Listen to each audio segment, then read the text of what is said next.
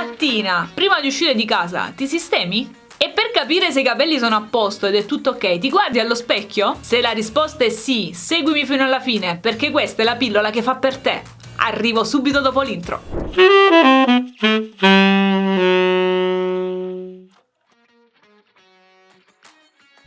Ciao, sono Emanuela e sono una clarinettista e sassofonista professionista. Mi occupo essenzialmente di percorsi di coaching musicale e di lezioni per apprendere a suonare gli strumenti. Inoltre mi occupo anche di improvvisazione jazz, linguaggio jazzistico e composizione. Faccio lezione prevalentemente online, ma anche nel mio studio di Bergamo. Se non l'hai ancora fatto, iscriviti al canale per rimanere sempre aggiornato sulle nuove uscite e i contenuti esclusivi. Lo specchio. Lo specchio ce n'è uno almeno in ogni casa, perché senza di lui noi non sapremmo neanche che viso abbiamo. Questa è l'essenza di questa pillola.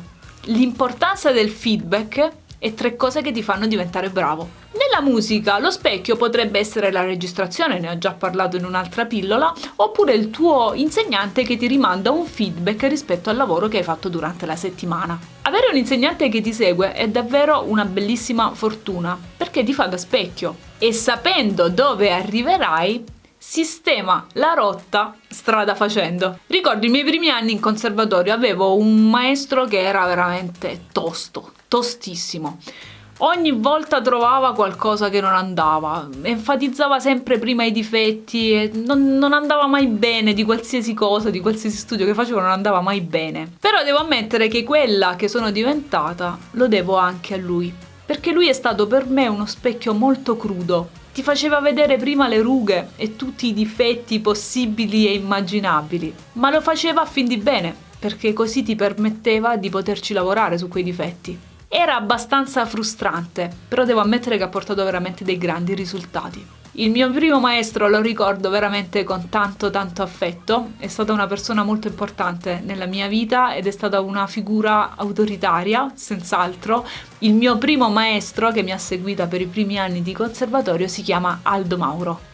Nella musica gli autodidatti si trovano in una palude molto pericolosa, della quale purtroppo non sanno quasi nulla. Può andare bene come può andare male e non si sa mai bene se dietro l'angolo ci possono essere dei pericoli oppure no. È molto rischioso non soltanto perché si può cadere inciampando e farsi male, ma è anche altrettanto pericoloso perché si può sbagliare strada e ad un certo punto bisogna tornare indietro e ricominciare la strada corretta. Ammesso che la strada corretta si conosca. Nel corso della mia vita ho imparato a mie spese che molto spesso noi abbiamo idee sbagliate sia su noi stessi sia sulle cose che facciamo. Ti racconto una storia personale. Quando studiavo in conservatorio incominciai fin dai primi anni a fare dei concorsi, sia nazionali che internazionali. E il primo concorso che feci mi ricordo che rimasi completamente esterrefatta. Nel lasso di una mattinata mi resi conto infatti che in giro c'erano tantissimi ragazzi come me che suonavano ed erano bravissimi,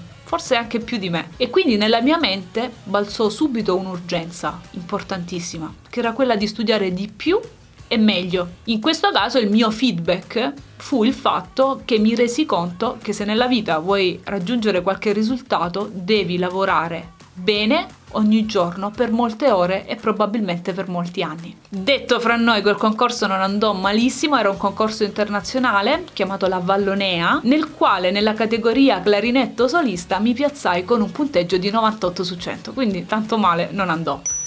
Il feedback quindi è molto importante. Se io non avessi fatto quei concorsi probabilmente oggi non sarei neanche qui a parlarti di musica e congeneri. Quindi le 3 cose che ti fanno diventare bravo, secondo me, sono 1. Uscire dalla zona di comfort e iniziare a fare confronti oggettivi con persone che sono più avanti di te. Farti domande del tipo: ma questa persona con chi ha studiato, per quanti anni ha studiato e quante ore al giorno ha studiato? 2. Chiedere un feedback ad un esperto. Anche di tanto in tanto, se non è possibile farlo in maniera continuativa. Un professionista che si occupi dell'argomento in maniera esaustiva e professionale è molto importante. Potrà fornirti spunti, idee, nuovi approcci al modo di studiare e di suonare. Ricordo per esempio che aver studiato con professionisti di calibro, con lezioni individuali o masterclass, mi ha aperto la mente su moltissime cose che non riguardano soltanto sax e clarinetto, ma anche della vita in generale. 3. Restare umile e cosciente del fatto che hai ancora molto da imparare. È molto facile raggiungere piccoli traguardi e credere di essere i migliori del settore, e a volte anche atteggiarsi con certi toni di superiorità. Non si fa certamente con cattiveria, questo è ovvio, ma è un atteggiamento molto pericoloso. Quando ti senti superiore, ti poni a distanza rispetto alle persone che sono intorno a te, e piano piano questo ti porta a non imparare più cose nuove e a smettere di migliorarti. D'altronde il tuo ego ti suggerisce: sai già tutto, non hai nulla da imparare. L'umiltà invece ti apre molte porte e continua a farti migliorare quotidianamente. Ed essere umili non significa autodemolirsi o sentirsi inferiori ad altri, ma solo rimanere con i piedini ben piantati a terra. Nella vastità dell'esperienza umana ci sono milioni e miliardi di persone, e sicuramente qualcuno più bravo di noi ci sarà sicuramente, e sicuramente in tutto il corso della vita, fino all'ultimo minuto della propria vita, c'è sempre qualcosa da imparare, perché come diceva Edoardo De Filippo, gli esami non finiscono mai. Quindi mi raccomando, tieni a mente questi 3 feedback perché sono veramente molto importanti.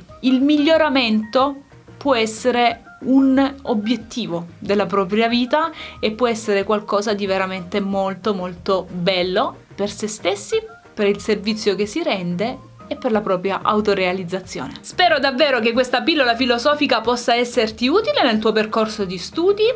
Condividila liberamente con i tuoi amici musicisti, con i tuoi allievi. So che molti professionisti mi seguono, quindi potete condividerla liberamente anche con i vostri allievi. E io ti saluto e ti do appuntamento alla prossima pillola filosofica. Ciao ciao!